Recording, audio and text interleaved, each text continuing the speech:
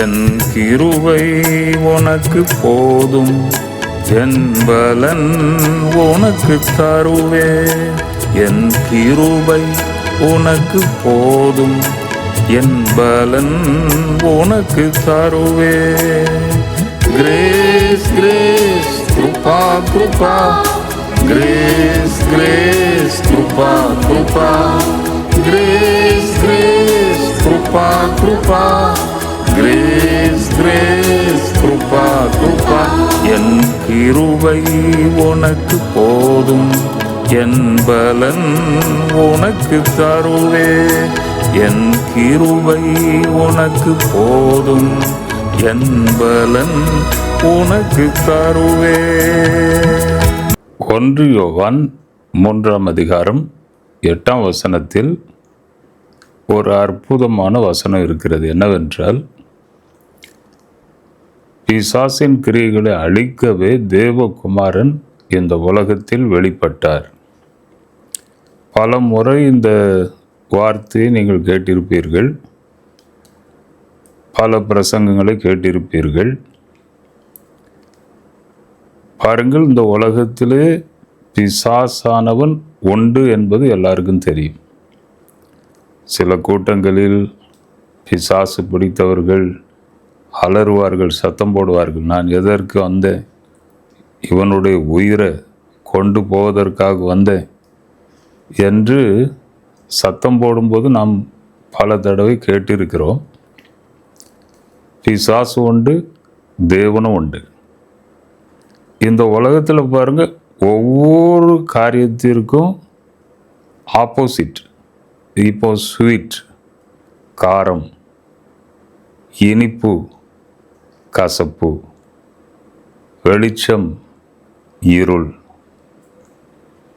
வெள்ளை கலர் கருப்பு கலர், இப்படி ஒவ்வொன்றிற்கும் எதிர்பொருள் கண்டிப்பாக உண்டு. இந்த உலகத்தில் உண்டு, உங்கள் எல்லாருக்கும் தெரியும்.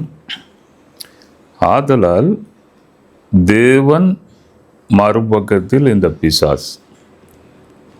கவர்மெண்ட் பாருங்க, ரூலிங் பார்ட்டி, ஆளுகிற கட்சி, எதிர்கட்சி. ஆளுகிற கட்சி என்ன சொன்னாலும் எதிர்கட்சி இவங்க வேணும்னு சொன்னால் அவங்க வேண்டான்னு சொல்லுவாங்க. இதை கொண்டு வாருங்கன்னு சொன்னால் வேண்டாம், இது வேண்டான்னு சொல்லுவாங்க. இந்த ரூலிங் பார்ட்டி அப்போசிஷன் பார்ட்டி எப்போதும் எதிராக தான் பேசுவாங்க. அதே போல் இந்த தேவன் இந்த பிசாஸ்.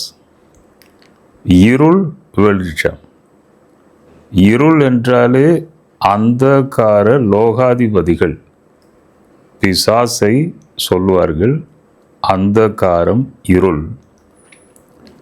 தேவன் சொல்லியிருக்கிறார், இந்த உலகத்திலே தேவன் சொல்லியிருக்கிறார், நான் உலகத்திற்கு ஒளியாய் இருக்கிறேன்.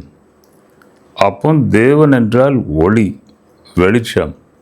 இருள் என்றால் பிசாஸ் என்று சொல்லுவார்கள். பொதுவாக ஜனங்களுக்குள் சொல்லுவார்கள். இந்த பிசாசையும் தேவன் தான் உண்டாக்கினார்.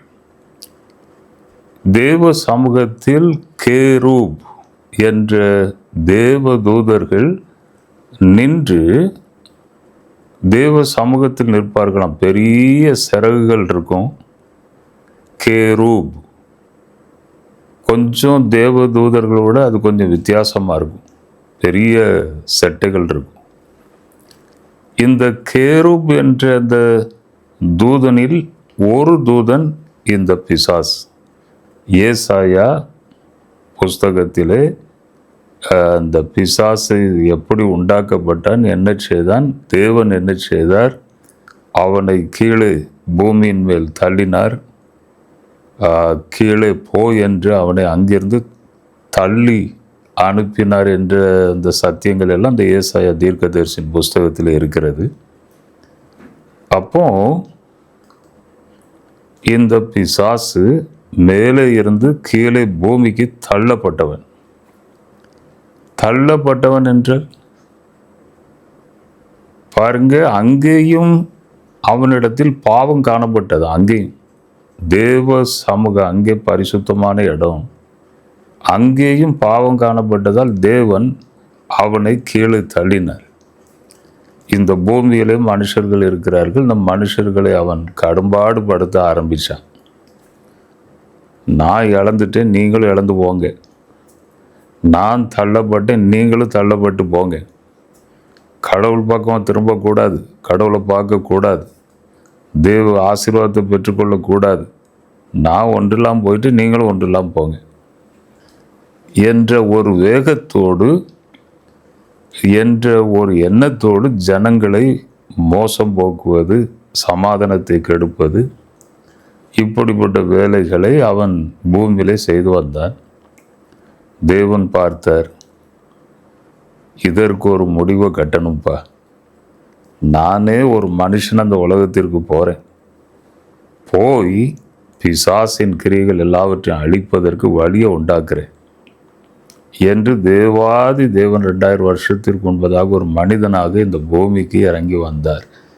இயேசு என்றால் அர்த்தம் என்ன? God came down in flesh.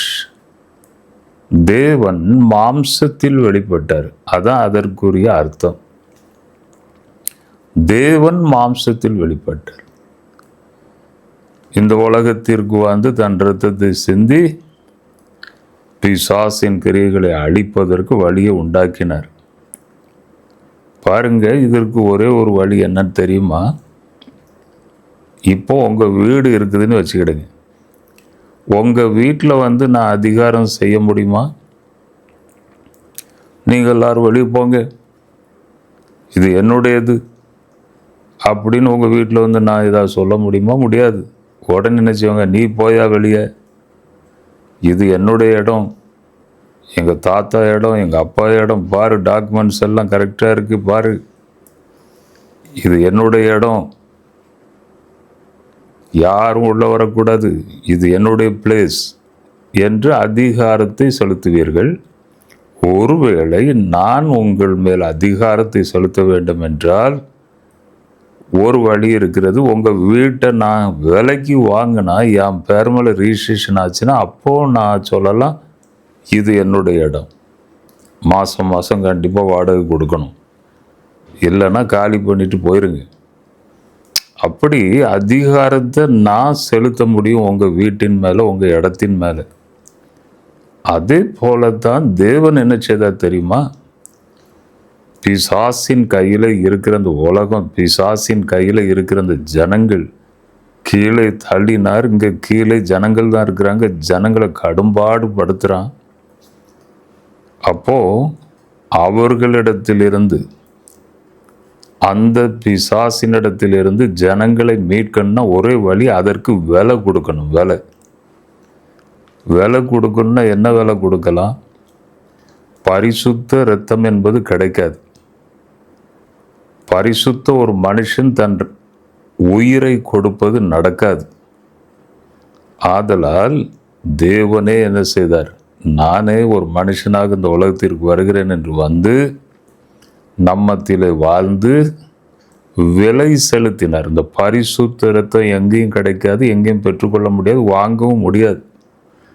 அதை சிந்தி நம் எல்லாரையும் அவர் மீட்டு கொண்டார், விலை செலுத்தின பிறகு இப்போ பிசாசுக்கு அதிகாரம் செலுத்த முடியல.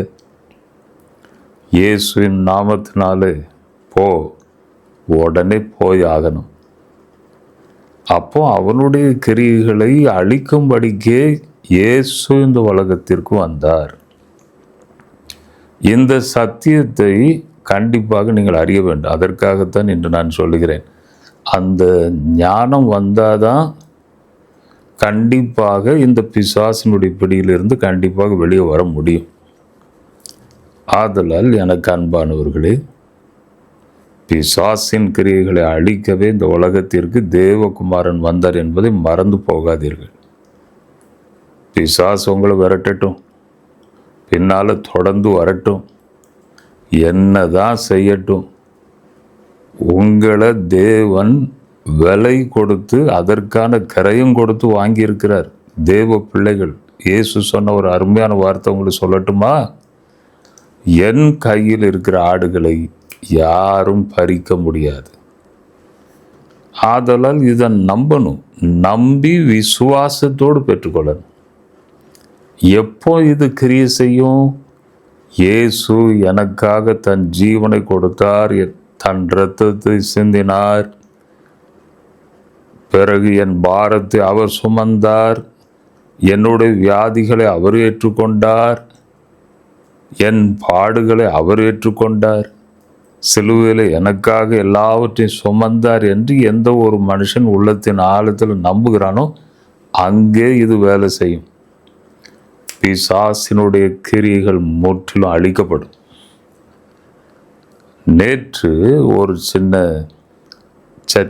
சர்ச்சு தான், ரொம்ப விரும்பி என்னை கூப்பிட்டாங்க. ஒரு வாரமாக அந்த பாஸ்டர் ஒரே ஃபோன். நான் இதுக்கு முன்னால் போனது கிடையாது. நான் இருக்கிற வரங்கல்லேருந்து ஒரு 15-20 கிலோமீட்டர். ஒரே ஃபோன், ஐயா வாங்கய்யா, ஐயா வாங்கய்யா. நேற்று நான் அங்கே போனேன். காலையிலே தேவ சமூகத்தில் முழங்கார் படிட்டு அதிக நேரம் அவர் பாதத்தில் காத்திருக்கும்போது தேவன் இந்த வார்த்தையை கொடுத்தார். பிசாசின் கிரியைகளை அழிக்கவே இந்த உலகத்திற்கு வந்தேன் என்று சொல். 2 விஷன் கொடுத்தார். 2 விஷன். நான் அடிக்கடி கூட்டங்களில் சொல்லுவேன், தேவன் கொடுக்கிற விஷன் என்றைக்கு அது மாறாது என்று சொல்லுவேன். அந்த விஷன் எப்பொழுது வரும், எப்பொழுது தேவன் காண்பிப்பார், என்ன சொல்லுவார், இது எல்லாம் எனக்கு கொஞ்சம் பழக்கம் ஆயிற்று. எதுக்குன்னா ஆரம்பத்திலிருந்தே இந்த விஷன் கிரேஸுங்கிறது எனக்கு இருக்கிறது. தேவன் கொடுத்த வரம், அந்த வரம் ஃபஸ்ட்டிலேருந்தே வேலை செய்து நான் சுவிசேஷகனா என் ஊழியத்தை ஆரம்பித்ததுலேருந்து 4 இயர்ஸ் பிறகு தேவன் சொன்னார், உண்மையாக செய்தாப்பா, எதையும் யோசிக்காமல் செய்தா, எதையும் ஆசைப்படாமல் செய்தா, நல்லா எனக்கு பிடிச்சிச்சு ஜட்சன் உன்னுடைய ஊழியம். ஆதலால் உனக்கு ஒரு ப்ரமோஷன், இந்த கிஃப்ட், இந்த வரம் உனக்குள்ளே அது கிரியை செய்ய ஆரம்பிக்கும் இப்பொழுதிலிருந்து. உடனே நான் சொன்னேன், ஆண்டவரை எதையாவது சொல்லி ஜனங்கள் இருக்கிற விசுவாசம் போயிடக்கூடாது அப்படின்னு சொல்லும்போது ஒரு அடையாளம் ஒன்று கேட்டேன். இன்று ஒரு கூட்டத்திற்கு போகிறேன், நீர் ஏதாவது எனக்கு வெளிப்படுத்தினா நாங்கள் சொல்லுவேன், அது நடக்கணும். உடனே தேவன் ஒரு சிஸ்டரை என் முன்னதாக கொண்டு வந்து அந்த ஃபேமிலி பற்றி சில காரியங்களை சொன்னார். நான் அந்த இரவு கூட்டத்திற்கு போனேன். அப்போதான் 4 இயர்ஸ் ஆச்சு என்னுடைய ஊழியத்தை ஆரம்பிச்சு. அங்கே போனால் ரொம்ப கம்மி, ஒரு 20 பேர் தான் இருக்கிறாங்க. அப்போ சின்ன சின்ன கிராமத்துக்கு போவேன், அப்போ 20 பேர் தான் இருக்கிறாங்க. நான் சொன்னேன், சரி அந்த சிஸ்டரை பற்றி நான் சொல்கிறேன். சொல்லும்போது அந்த சிஸ்டர் அப்படியே கீழே விழுந்துடணும், அங்கே ஒரு பெரிய வித்தியாசம் உண்டாகணும். அப்போந்தான் நான் இந்த வரத்தை நீர் தந்திருக்கிறீர் என்று நான் நம்புவேன் என்று சொல்லி அங்கே போனால் 20 பேரை பார்த்தோன்னே இன்னும் கலக்கமாக இருந்துச்சு. போய் அங்கே பிரசங்கம் பண்ண பிறகு நான் அந்த சிஸ்டரை பற்றி நான் சொன்ன உடனே நான் சொல்லிக்கிட்டு இருக்கும்போது அந்த சிஸ்டர் டம்முன்னு கீழே விழுந்து தரையிலே தவிழ்ந்து மேடைக்கு வந்து, அந்த சின்ன மேடை தான், அந்த சர்ச்சில் ஒரு சின்ன ஸ்டெப்பு தான், அங்கே வந்து என் 2 காலையும் வந்து பிடிச்சிக்கிட்டு, அப்போ பக்கத்தில் இருந்து தேவன் என்னிடத்தில் கேட்டது போல ஒரு உணர்வு, போதுமா, இப்போ போயிட்டா, சந்தேகம் போயிட்டா. அப்போ இருந்தே அந்த கிருபை வேலை செய்யுது. நேற்று நான் அதிக நேரம் ஜெபத்தில் காத்திருந்தேன். அந்த சின்ன சர்ச்சுக்கு போகிறதுக்கு முன்னதாக கூட ஒரு வேர்டை கொண்டு போகணும் என்று காத்திருக்கும்போது இந்த வசனம் வந்தது. பிசாசின் கிரியைகளை அழிக்கவே தேவகுமாரன் வெளிப்பட்டார். இந்த வசனத்தை எடுத்துக்கொண்டு போகும்போது 2 விஷன் தேவன் கொடுத்தார். ஒரு தாடி வச்ச ஆள் இந்த சைடில் இருந்து அந்த முகம் தெரியல, இந்த தாடி மட்டும்தான் தெரியுது இந்த சைடில் இருந்து. அப்படிப்பட்ட ஒரு நபர் அங்கே போனால் கரெக்டாக அந்த ஆள் அங்கே உட்காந்துருக்காரு. சின்ன சர்ச்சு தான். அப்போ கடைசியில் சொன்ன உடனே முன்னால் வந்து ஒரே சத்தம். அந்த ஆள் ஃபேமிலி பிள்ளைகள் எல்லாரும் வந்திருக்காங்க. கண்ணீரோடு நின்று, எனக்கு அது நடந்துச்சியா, இந்த மோசம் நடந்துச்சியா, இது நடந்துச்சியா, என் கூட இருந்தவங்களே எனக்கு மோசம் பண்ணிட்டாங்கய்யா அப்படின்ட்டு எல்லாம் சொல்லி அழுது கடைசியில் நான் ஜோமுனை என் கையை அப்படி நீட்டுறக்குள்ள அப்படியே கீழே விழுந்துட்டார். இந்த ஒரு விஷன் அந்த சர்ச்சில் ஒரு அசைவை உண்டாக்கிச்சு. நேற்று ஒரு சின்ன சர்ச்சில். அப்போ கடைசியில் வந்து நான் திரும்ப வந்து என் காரில் ஏறும்போது கூட அந்த ஆள் என்னை விட மாட்டேங்கிறார். நான் சொன்னேன், ஒன்றும் பேசாதங்க, இன்றைக்கு ஆண்டவருடைய வேர்டு வந்துச்சு, ஆண்டவர் உங்களுக்கு சில காரியங்களை சொல்லியிருக்கிறார், பொறுமையாக இருந்துங்க, என்ன நடக்குதுன்னு பாருங்க. ஒரே நாளில் எல்லாத்தையும் மாற்றிட முடியுமா? ஆண்டவர் பேசியிருக்கிறார் உங்ககிட்ட, என்ன நடக்குதோ பாருங்க.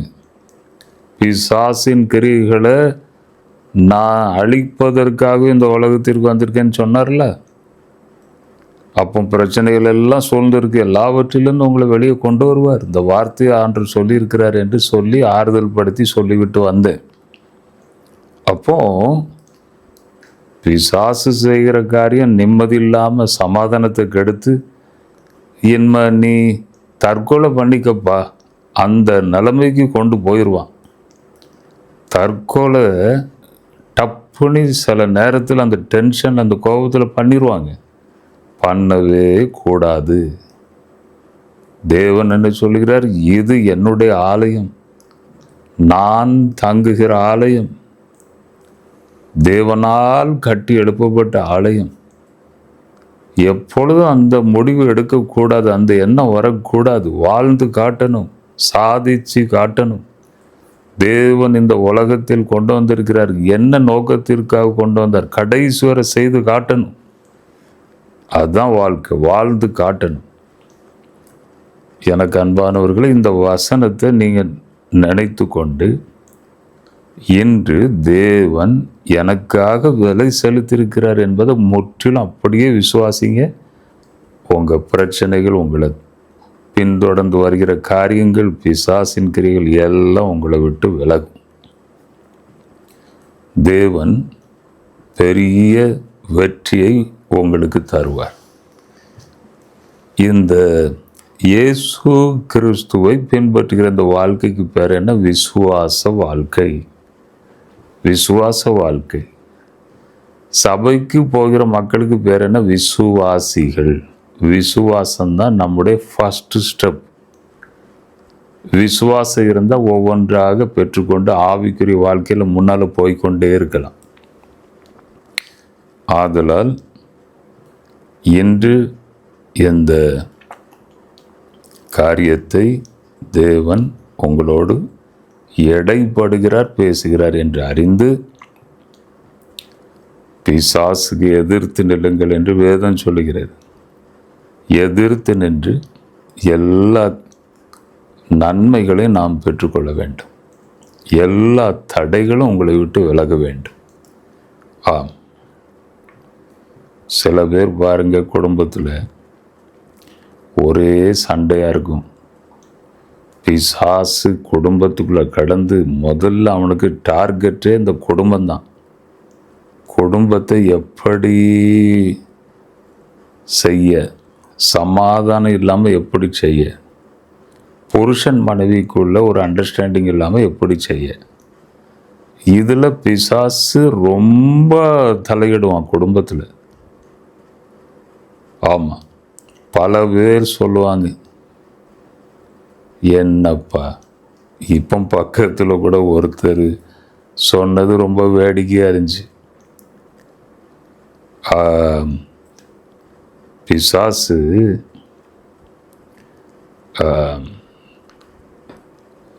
எதற்கு உன்னைய தாக்க வரலன்னா, எதற்கு உன்னை அட்டாக் பண்ணலைன்னா, உன் வீட்டிலே ஒரு பெரிய பிசாசு இருக்குப்பா அப்படின்ட்டு மனைவியை பார்த்து ஒருத்தர் சொன்னாராம். உன் வீட்டில் பெரிய பிசாசு இருக்குப்பான்னு சொல்லி கணவனை பார்த்து ஒருத்தர் சொன்னாராம். கணவன்னாலும் மனைவினாலும் அப்படி சொன்னார்.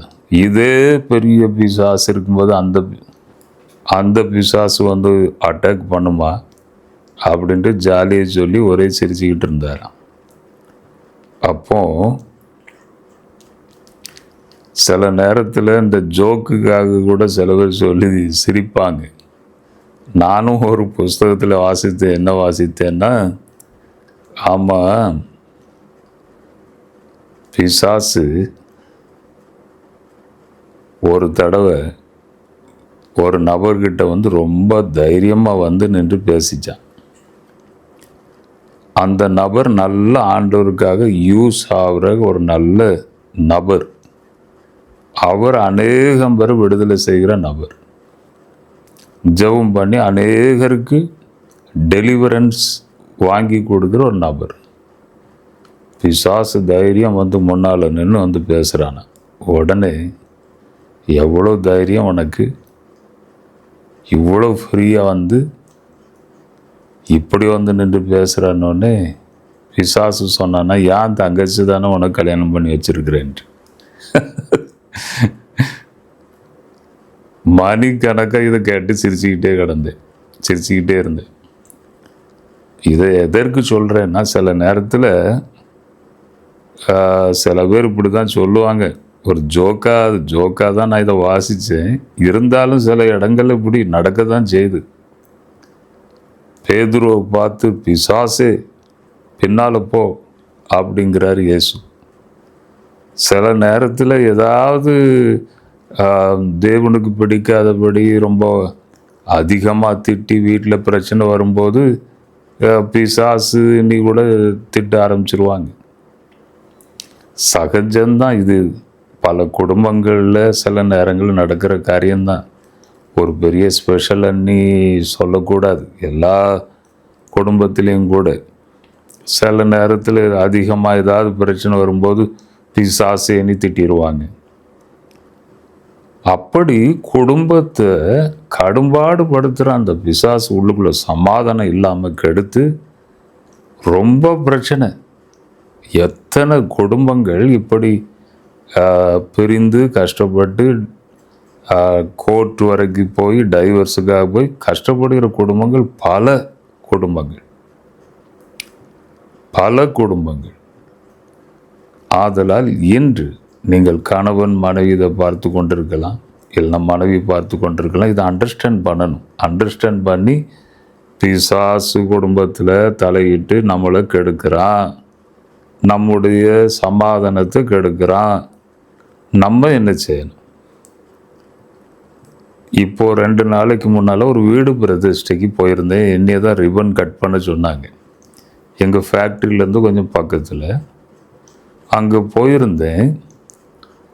போயிருந்தா போன உடனே இந்த வீட்டில் மேல் வீடு இருக்குதான்னு பார்த்தேன். மேல் வீடு இருந்துச்சு. முதல் ரிப்பன் ஜோப் பண்ணி கட் பண்ணேன். பிறகு மேலே நான் போகலை.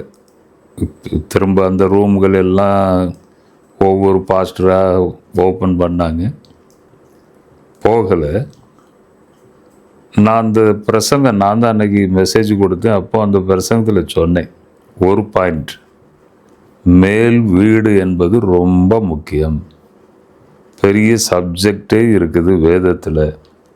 எலிஷா மேல் வீட்டில் தான் போய் அந்த மரித்த சிறுவனுக்கு ஜெபம் பண்ணி திரும்ப உயிர் வந்தது. பேதுரு மேல் வீட்டிலே போய் ஜெபம் பண்ணும்போது தான் தரிசனங்களை பெற்றான். மேல் வீட்டில் 120 பேர் கூடியிருக்கும்போது தான் பரிசுத்த ஆவியினர் ஊற்றப்பட்டார். அதே மாதிரி என் வீட்லேயும் ஒரு மேல் வீடு இருக்குது. நான் ஏதாவது மீட்டிங் இருக்கும்போது நேரே காலையிலே எழும்பி அந்த மேல் வீட்டுக்கு போய் நல்லா ஆண்டவருடைய பாதத்தில் ஜெபம் பண்ணி என்னை ஒப்பு கொடுத்து என்னை ஆண்டவரே தகுதிப்படுத்தும், ஐயா நான் பேசுகிறதுக்கு நிற்கும்போது என்னை தகுதிப்படுத்தும்னு சொல்லி அவரிடத்தில் கிருபையை பெற்று சில தரிசனங்களை பெற்று பேசும்படி போவேன். மேல் வீடு ரொம்ப முக்கியம். உங்கள் பிரச்சனைகள், உங்கள் தொல்லைகள் எல்லாவற்றையும் தேவனுடைய பாதத்தில் ஊற்றிவிட்டு எல்லாவற்றையும் மறந்து விட வேண்டும். அதற்கு தான் மேல் வீடு. ஆதலால் சில காரியங்களை உங்களுக்கு சொன்னேன். உங்களுக்காக நான் ஜெபிக்கிறேன். இன்று இந்த காரியத்தை உங்கள் மனதில் நீங்கள் வைத்துக் கொள்ளுங்கள். நான் உங்களுக்காக ஜெபிக்கிறேன். சுவாமி, ஒரு விசை நீர் கண்பாரும். சில வார்த்தைகளை சொன்னேன். ஃபேமிலிக்குள்ளே சமாதானத்தை கொண்டு வார். சமாதானத்தை கெடுக்கிற எல்லா இருளின் கிரியைகள் நீங்கட்டும்.